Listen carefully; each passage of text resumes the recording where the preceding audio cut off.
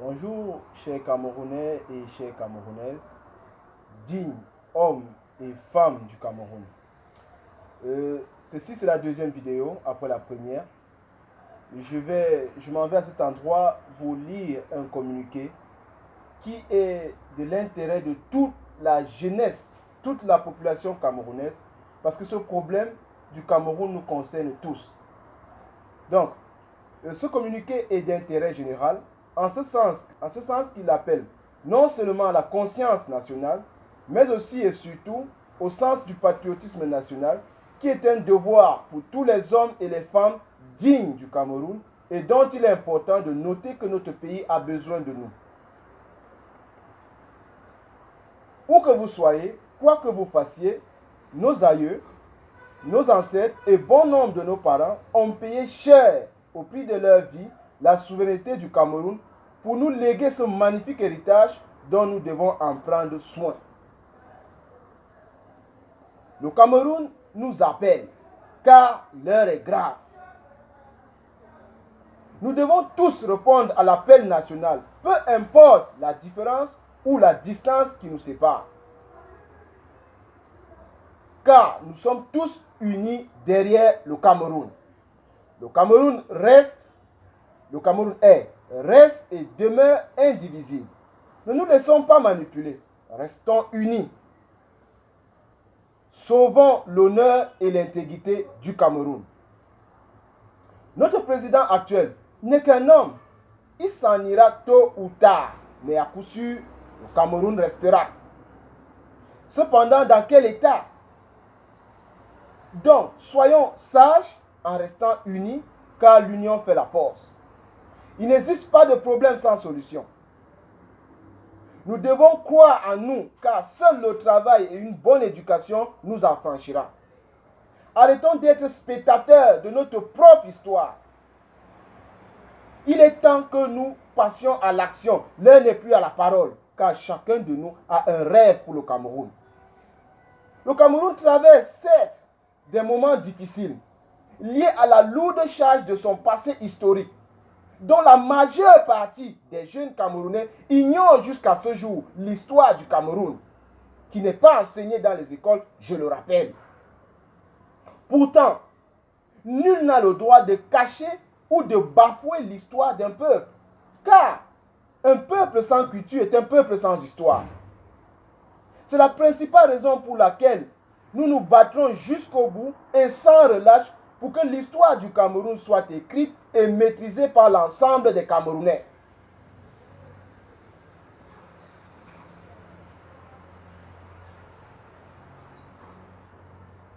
D'où, au moment où je vous parle, nos familles, nos soldats sont tués. Parce que ces soldats qui tombent sur les champs de bataille appartiennent à des familles.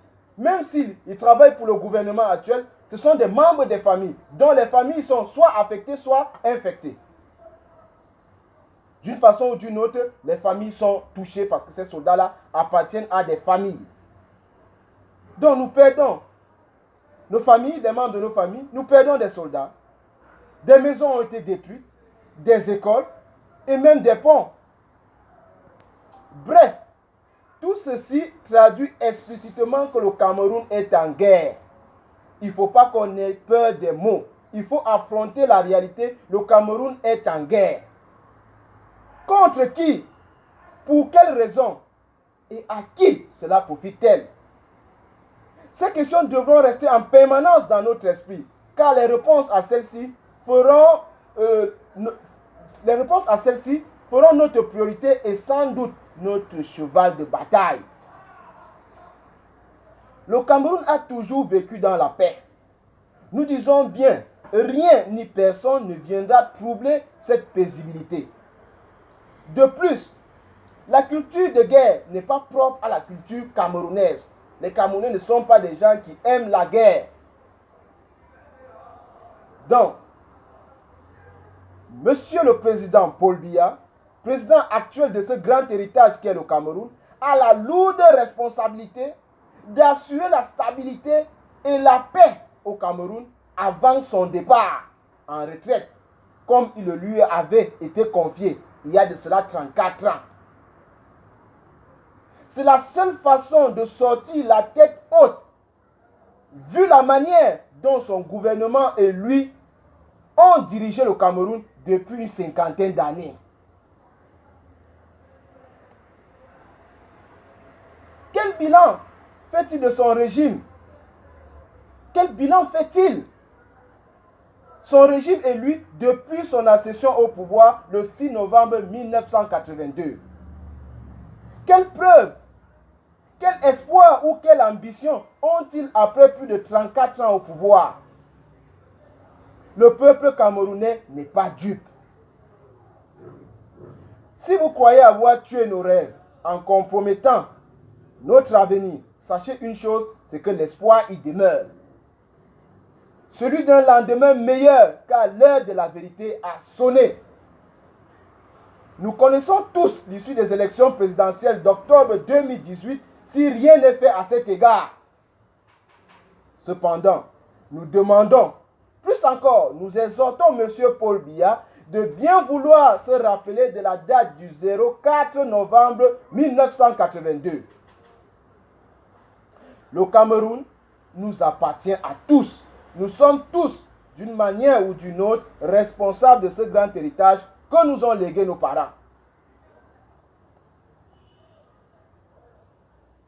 Ainsi, nous tenons bien à vous rappeler que ceci n'est pas une excitation à la violence ou un appel à la rébellion, mais plutôt un appel à la réconciliation nationale qui est une urgence. D'où le mot d'ordre de nouveau départ pour le Cameroun. Pour sauver ce Cameroun qui reste et demeure l'Afrique en miniature. Le dialogue national est une nécessité, voire une urgence qui devrait être organisée entre le parti au pouvoir et les partis dits ou formant l'opposition, parce qu'il s'agit d'un problème politique, afin de parvenir à une réconciliation nationale pour tout l'ensemble du peuple camerounais dont le malaise est perceptible et laisse pressentir un chaos que nous pouvons tout simplement éviter si les initiatives respectent les règles élémentaires de base de la communication pure et sincère entre les citoyens qui se respectent mutuellement et qui partagent en commun la paix, qui est un élément fondamental et qui garantit le vivre ensemble malgré notre diversité, qui est un atout indéniable pour un développement durable.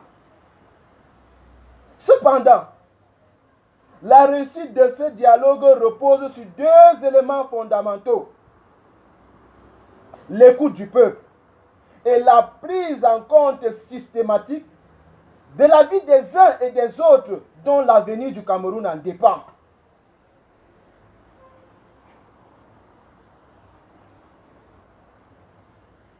En somme, le peuple camerounais a le pouvoir de choisir et de placer à sa tête celui ou celle qui pourra mener à bien cette lourde mission.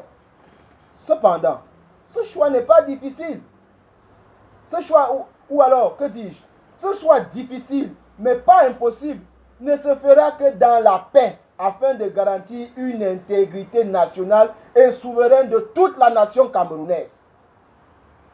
Chers jeunes, vous qui me voyez, vous qui m'entendez, sachez que vous avez le pouvoir. Mais vous ne savez pas que vous avez le pouvoir. À travers les réseaux sociaux, à travers ce téléphone que vous avez, à travers Facebook, nous pouvons communiquer et nous pouvons changer les choses. N'ayez pas peur d'agir, n'ayez pas peur de parler, dénoncez tout ce qui ne va pas et nous allons changer ensemble ce Cameroun pour un lendemain meilleur. Donc sachez une chose, c'est que votre voix compte. Mais cependant, on se pose la question de savoir comment nous allons y arriver.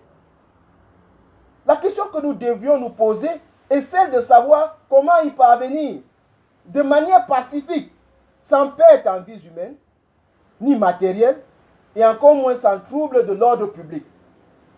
Nous vous invitons à nous rejoindre sur les réseaux sociaux que vous connaissez tous, Facebook, WhatsApp, Twitter, pour un vrai dialogue qui aboutira sans doute à une réconciliation nationale. Vous avez l'email en dessous. nouveau départ pour un Cameroun nouveau, ndc@gmail.com, ou tout simplement vous allez sur Facebook et vous écrivez nouveau départ. Sauvons le Cameroun, sauvons notre histoire. L'avenir du Cameroun appartient au peuple camerounais.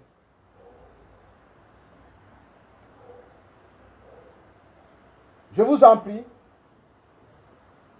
si vous avez reçu ce message, partagez-le. Partagez-le parce que nous avons besoin des efforts et de l'avis de tout le monde. Parce que le peuple a le pouvoir, nous disons en un seul mot, pouvoir au peuple, pouvoir au peuple. Nous pouvons changer les choses si nous le voulons. Je vous en prie, passez le message.